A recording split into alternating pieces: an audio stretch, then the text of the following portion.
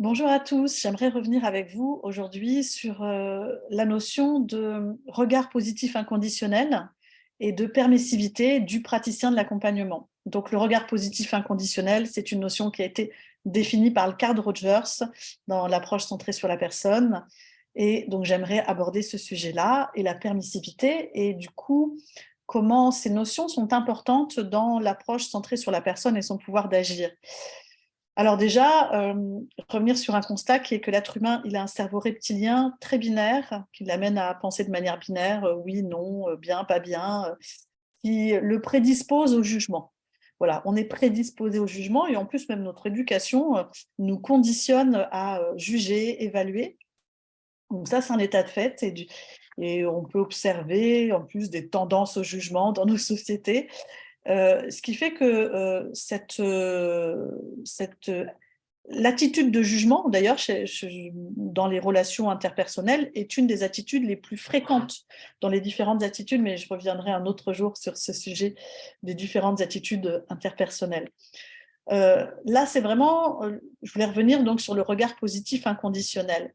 Le regard positif inconditionnel, c'est, selon Rogers, une attitude chaleureuse, positive et réceptive envers ce qui est dans son client.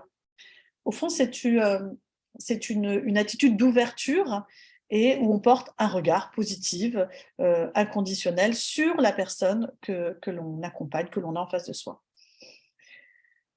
Pour moi, j'ai envie de dire aussi que donc dans mon livre, j'ai plutôt parlé d'acceptation positive de la personne. Et donc, c'est une acceptation à la fois des parts d'ombre et de lumière de la personne.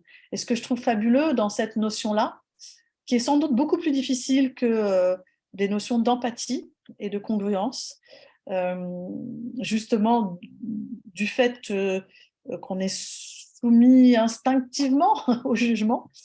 Mais ce que je trouve assez beau et merveilleux, c'est que cette attitude, moi, me permet d'être connectée à l'humanité de la personne que j'ai en face de moi. Et d'être connectée à l'humanité de la personne, c'est être connectée à ma propre humanité.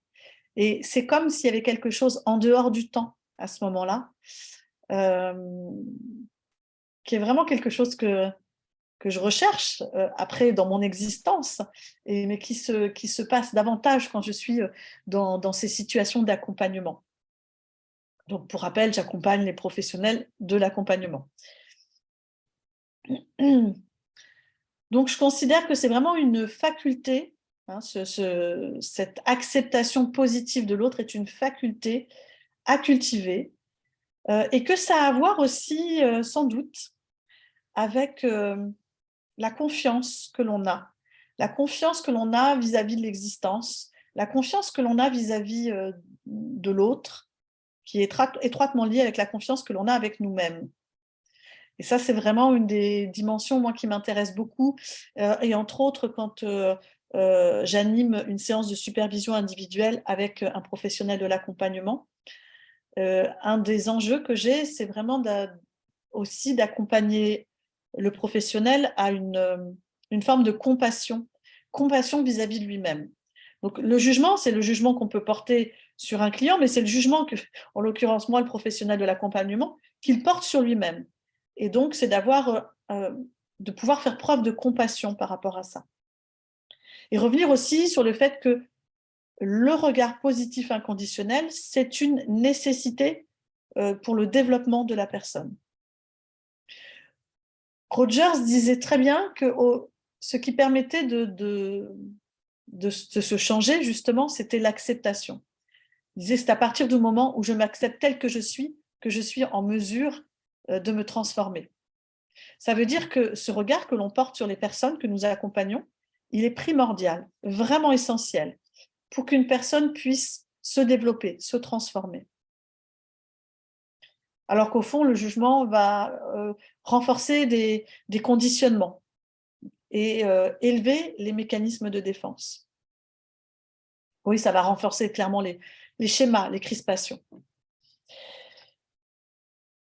Qu'est-ce que j'aurais envie de vous dire? Et puis aussi, c'est aussi d'apprendre soi-même à être dans ce degré d'ouverture et de se dire que chacun est libre d'éprouver et d'agir autrement que moi-même.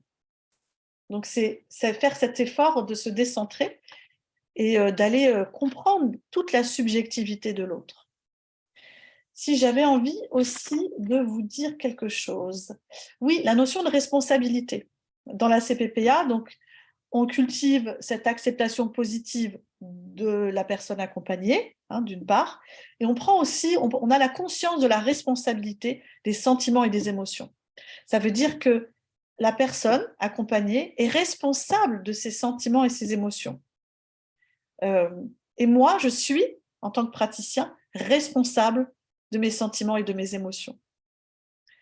Alors, dans la relation d'accompagnement, si à un moment donné surgit une pensée positive, une évaluation positive à l'égard du sujet accompagné, c'est des choses qui peuvent arriver parce que nous sommes humains, et Roger s'en parlait très bien. Voilà, donc l'idée, c'est pas de mettre sous le tapis, de nier ou de dire non, je n'ai pas éprouvé ce jugement. C'est au contraire de regarder ce jugement pour voir ce qu'il a aussi à dire de nous, de notre besoin, peut-être de notre sentiment d'insécurité, peut-être, voilà. C'est en ça qu'il y a cette notion de responsabilité. Ce jugement qui émerge en dit plus sur moi que sur la personne qui est en face de moi. Ça veut dire aussi que si vous êtes face, par exemple, à une personne qui est dans l'accompagnement, qui exprime son mécontentement, ou une très forte émotion, je remarque souvent que les personnes que j'accompagne, je supervise, peuvent prendre pour elles-mêmes.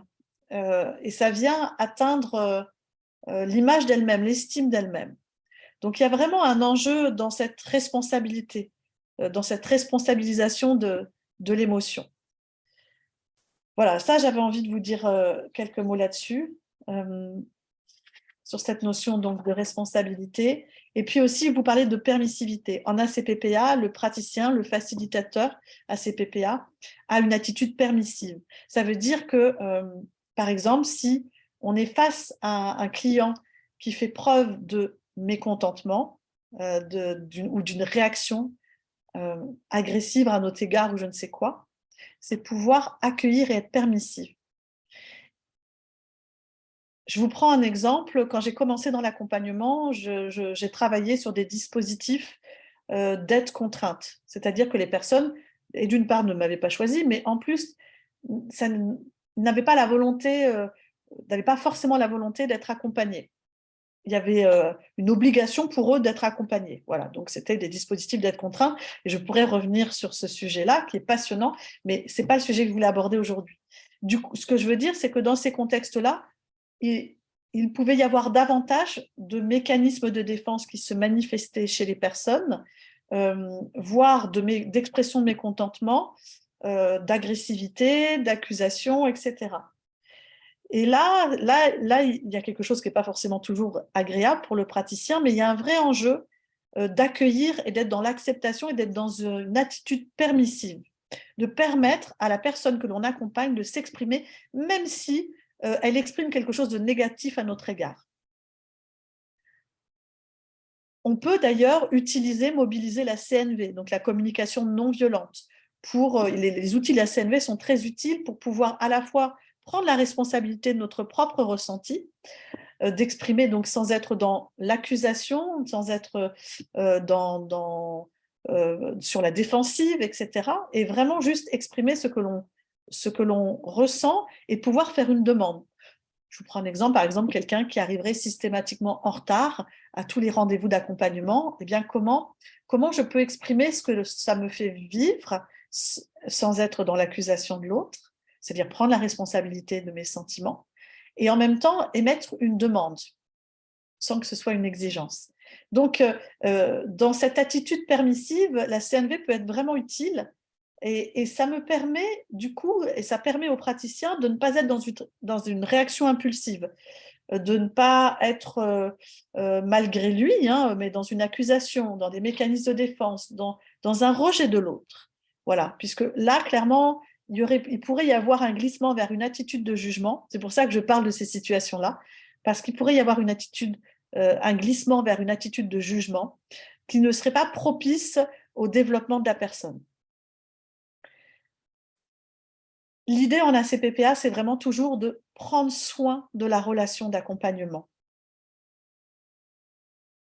Et prendre soin de la relation permet aussi, avec ces principes-là, d'être plus confortable dans sa pratique, mais aussi de soutenir réellement le développement de l'individu.